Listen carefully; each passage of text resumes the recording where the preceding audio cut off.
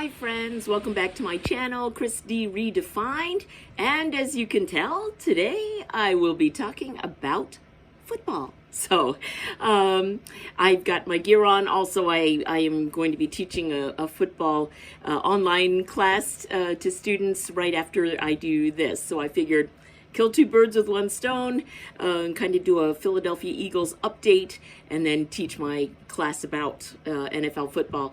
I teach a class on a platform, online platform, that tells students about the basic rules of football, which are constantly changing, and just give a little idea so they can watch a game more intelligently.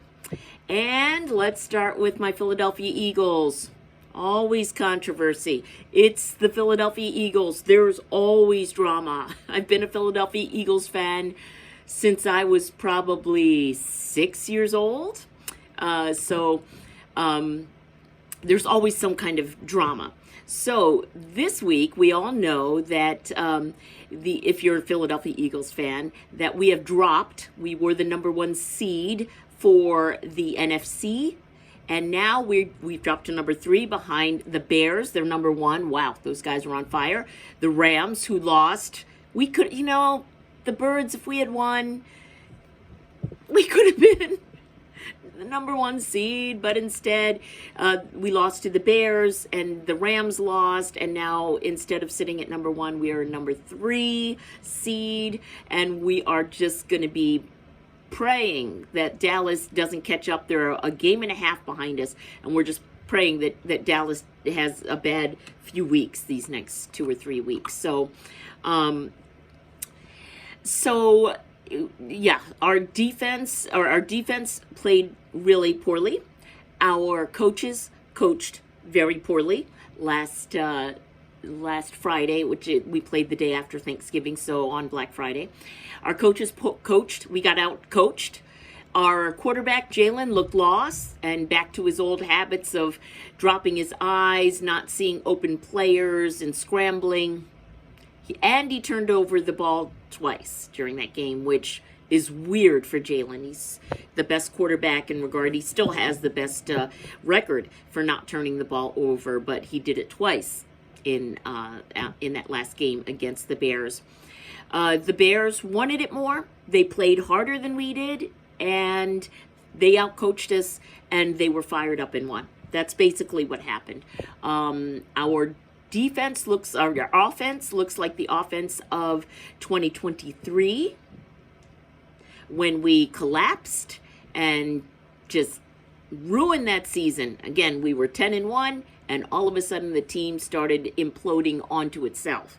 And that's kind of what's happening now. God. And, of course, Eagles fans are doing what Eagles fans do.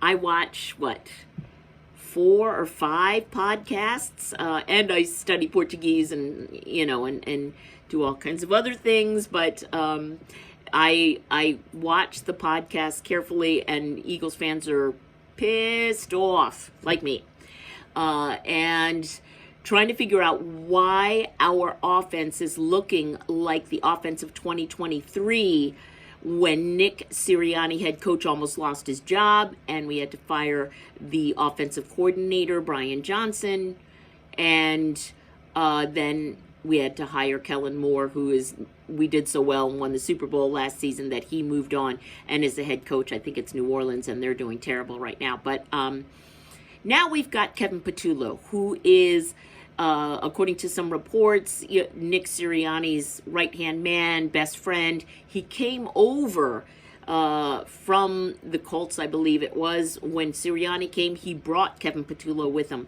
Now Kevin Patullo is our offensive coordinator after just being kind of an offensive coach. And it's just not going well.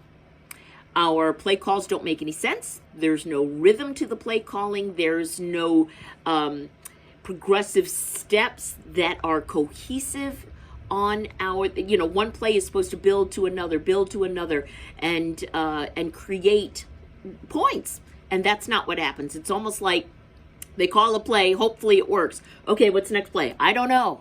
Let's try this one. There's no rhyme or reason to our play calling, and it's really weird because Sometimes there is. Like the first half of some of our games have looked good. Like our win against the New York Giants was a complete team win. Some of that Vikings game, quite a bit of it was effective play calling. And then the rest of the season has just been like Jalen scrambling around and trying to make something happen. And we're just not going to go far in the playoffs this way. We're not. And so, Eagles fans, the one or two of you that may see this, maybe we make it to the playoffs. If Dallas wins the division, that means that we are going to be maybe getting in there through getting into the playoffs on a wild card slot.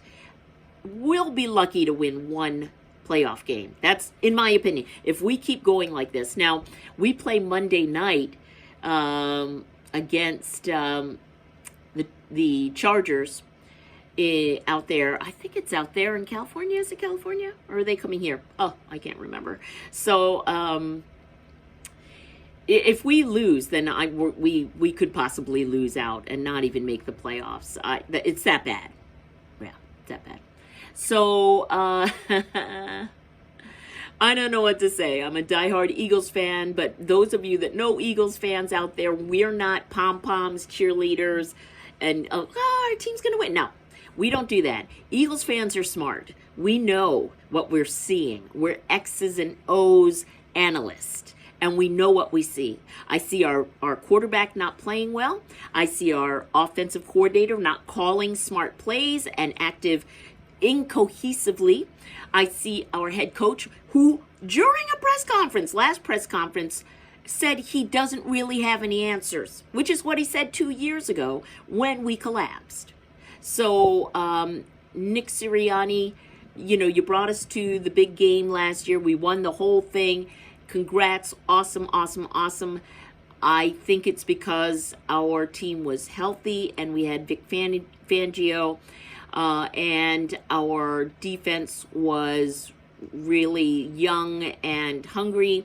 And then we had Saquon Barkley, who coordinated the run game with Jalen Hurts, and it looked beautiful. I mean, Saquon broke records. So, and this year we're back to 2023. That's exactly what it looks like. It looks like there's no answers on the field. It looks like Nick Sirianni is too stubborn to change course. If I were Jeffrey Lurie, if I was the owner of the Eagles, what would I do? I think Nick Sirianni is the problem. I really do. I think there's something going on between him and Jalen Hurts where it's like a power struggle. Jalen's either doing his thing and not listening, or Nick is protecting him while he does that and insisting on his own way and is not getting any innovative, creative game planning going. They play the same 20 plays over and over. They dress it up a little bit, and those plays are usually those strategies are used in high school football. And he doesn't disguise too much. He doesn't play really cool trickery plays, disguise plays. There's nothing innovative going on with our offense. I'm not too worried about our defense, although last game against the Bears, it looked like our guys just wanted to get off the field. Towards the end, they got gassed, of course, because they were on the field for 85 plays, which is just crazy. But to get run all over, 281 running yards against us, that hasn't been done since 1960 with Jim Brown, who is, I think, no longer with us. Anyway, he is, and he's a Hall of Famer now. 1960 was the last time that two running backs, opposing running backs, ran over 280 yards on us. That's how much, it was historical how badly we played all over. But I think Vic Fangio, our defensive coordinator, at least is smart enough to, he's clever enough to get it together and prepare well, and then get the players prepared for the Chargers. I'm really hoping so.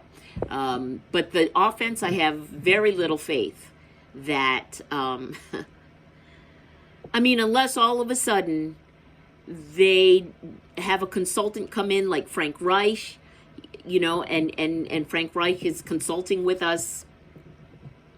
I don't. Some people have said maybe Dougie P will come back. That's not going to happen.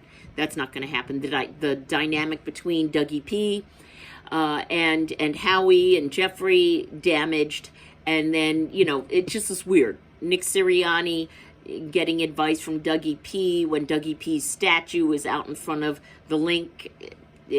Very strange. I don't think that's going to happen. But Frank Reich, those two are you know, he's Sirianni's hero, and he's available, I think Frank Reich is available. I don't think he's coaching for, or consulting for another team. He's available, I believe, and so I can see that happening. Those two are like, you know, Frank Reich is Nick Sirianni's hero.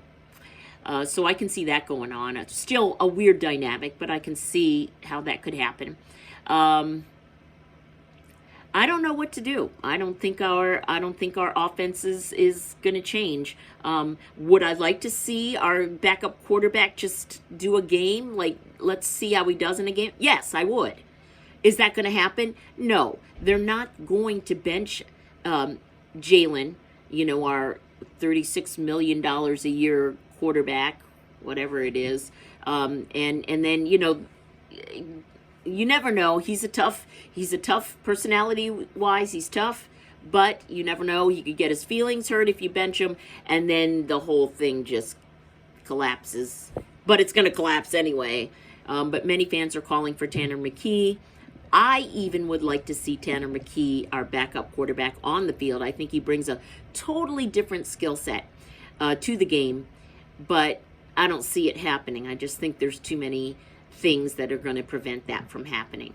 We'll see what happens. I would like to see Tank Bigsby get a lot more snaps. He got 0 snaps during that Bears game, and Saquon Barkley might as well have gotten no snaps either. He was that bad. So I would like to see Tank Bigsby get some snaps. That's how I feel. What's going to happen the rest of the season? We could win these games, right? It's the Chargers, twice the Commanders, and I can't remember who else we're playing. I don't have my list right in front of me, but we could win. I don't think we will win every single game. I think we lose at least 2. We're 8-4 right now, so let's say we wind up being 10 I don't know, 10-6, 11-6.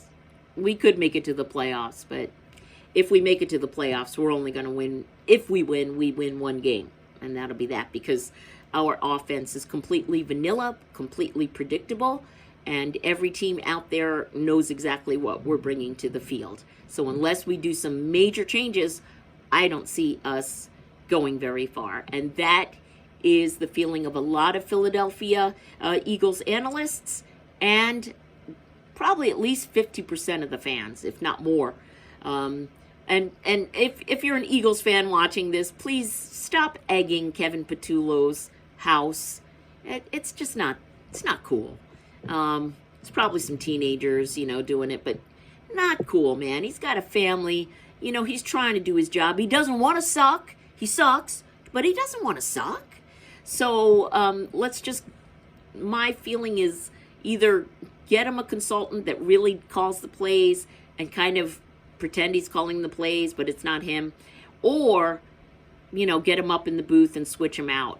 But, you know, Eagles fans, don't egg his house. That just gives us a horrible reputation, and nobody will want to be an OC after that. Anyway, I'm done the frustration of the Philadelphia Eagles.